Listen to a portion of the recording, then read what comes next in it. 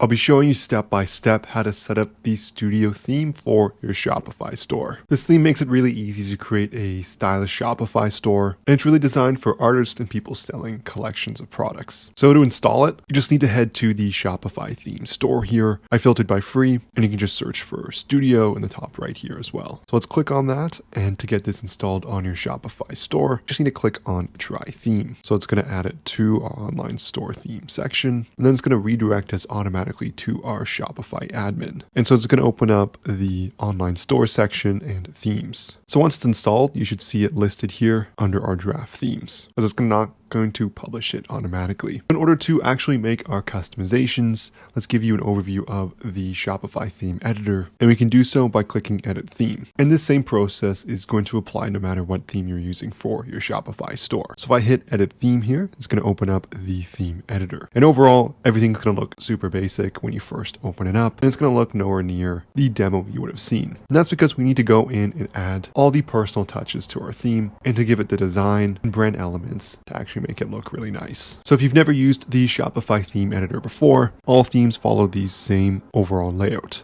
In the top section here, we can see our overall pages and collections. We can also publish this in the top right and change the viewing from mobile to desktop. It makes it really easy to preview what it looks like on a mobile device. On the left-hand side, it's going to separate everything into sections. So we have our header, our main body, which is essentially under the template section, and the footer section at the bottom here. And so if we were to click into any page, it's going to follow the same overall layout on the left. So if I head back to the home page here, as this is a page a lot of merchants spend a lot of time on, let's give you a rundown of how it works. So the way we go and edit the homepage here is you'd want to essentially just click into any of these sections. You can click the element on the left, you can click any of the elements on the page. As you start to hover over items here, it's going to tell you exactly what this is. And when you do click into any elements, we can then go and actually edit the content here, as it's going to show up in the top or side right here. And this is going to apply to every element you select. So as an example, if I were to click the slide, we can then see a bunch of details open up on the right, whether we want to edit the heading. If we wanted to do something like change the image, we could go select here in the top right, and then select any image we have uploaded to our library. So that's how we edit these existing sections under our main template. But let's say you want to add something new. Say you want to add different sections. You can do so by clicking Add Section, and this is going to show all the templates that already exist in this Shopify theme, which is a huge benefit of using one of Shopify's pre-built themes here, as it makes it really easy to add things such as featured products, collections, images with text, slideshows, collages, and so on. So let's say I wanted to add a featured collection at the bottom.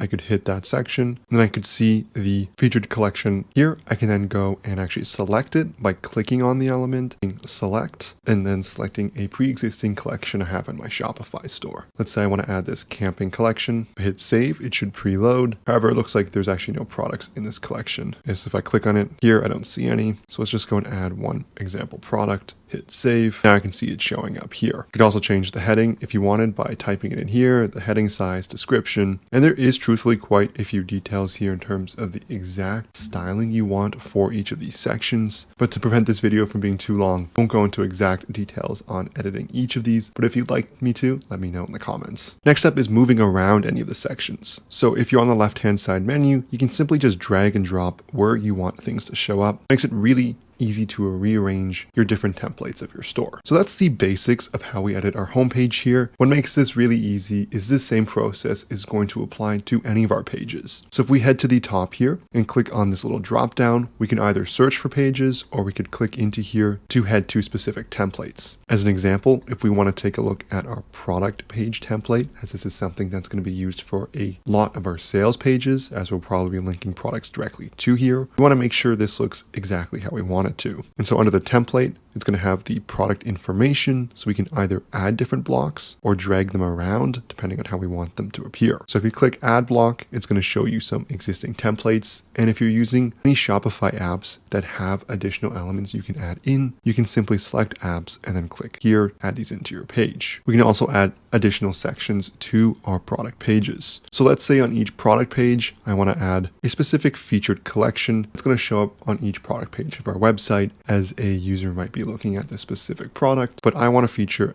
a certain collection that customers may find interesting, I can do so easily just by adding it in there. By default as well, we'll have a related product section. And so this is going to be filled out by Shopify Search and Discovery app. The heading right now is you may also like, but it's going to automatically include related products here, which can make things extremely relevant. And so this template process applies to our cart page and any other page in our store. And so you want to take some time to go through the templates here, make sure things look exactly as you wanted them to in terms of styling, as that's really the core functionality of these themes is the ability to customize the styling exactly how we like. And the advantage of using different themes is that each themes have different styling presets, which we can then use to match the brand aesthetic we want. So the next thing we'll take a look at here is theme settings. So this is the gear icon in the top right. So these are the overall settings that's going to apply to the theme into all the pages overall. So we know over how to customize specific pages by adding and removing elements. But here we can set a lot of the really important overall store details, such as the logo. We can go and select one for our store. I'll just select the Ecom Masterclass logo, but I want the transparent one. I'll click done. And so this is now going to be displayed instead of that title text. You can customize the width. So you can have it appear bigger or smaller. We can also customize the favicon. So this is that little icon that appears in the browser tab. Typically, I'll just select the same logo I used for the site as long as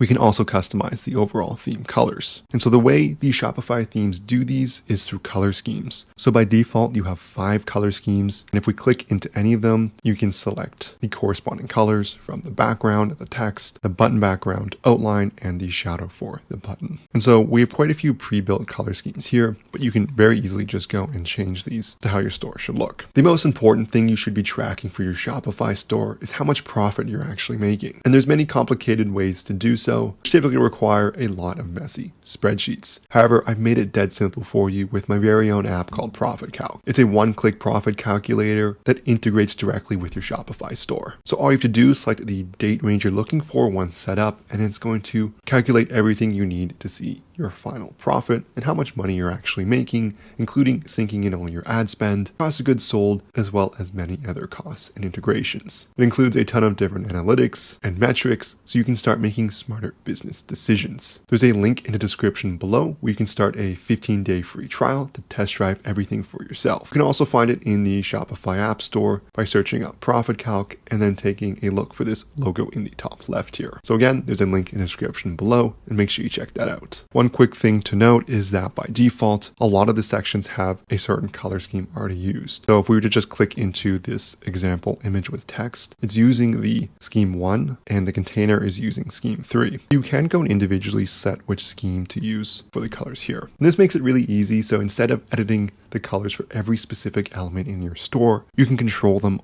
all under the color scheme section. And in my experience, most things do use scheme 1 by default. So this will be the primary one you're editing. Next up, we have typography. So this is the font for your store. Shopify has quite a few pre-built fonts here as well, and we can set it for both the heading and the body. And this makes it really easy to customize the layout of the text here for every element in our Shopify theme. Next up, we get some overall layout elements. We can set a default width for our page here in terms of how wide we want everything to be. And we can also set a default spacing between sections. If we increase this to the max, you can really visualize which elements this is going to affect. I'll leave these down to 0 here, as this lets us control the spacing individually for each component. We also get some default animations, such as if we want things to animate as we scroll down. And if I scroll slowly here, you can see it showing at the bottom by using the 3D lift. We also get overall styling for buttons, variants, inputs, and products. For each of these, we can customize the border, the opacity, so how visible is it on the page, corner radius, so how rounded they are, and the shadow, so it's going to appear behind the button. So if you're familiar with CSS or any web styling, you should be familiar with these terms, but if you're not,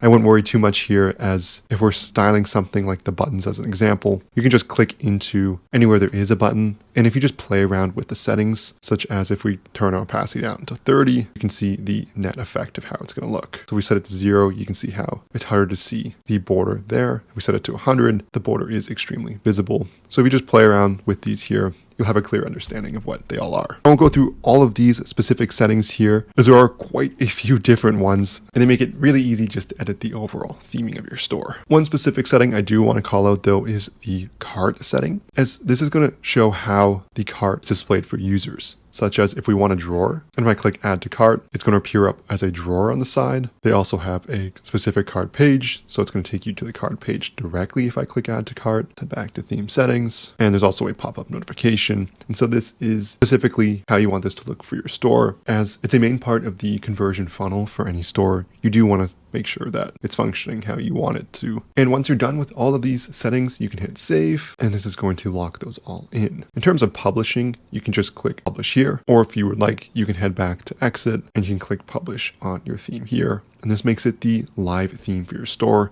replacing whatever the current live theme is. So this is going to conclude the video here on the Studio theme setup. If you enjoyed this video, I would love it so much if you smash that like and subscribe button below. If you have any questions, leave a comment. Thank you so much for watching, and I'll see you in the next one.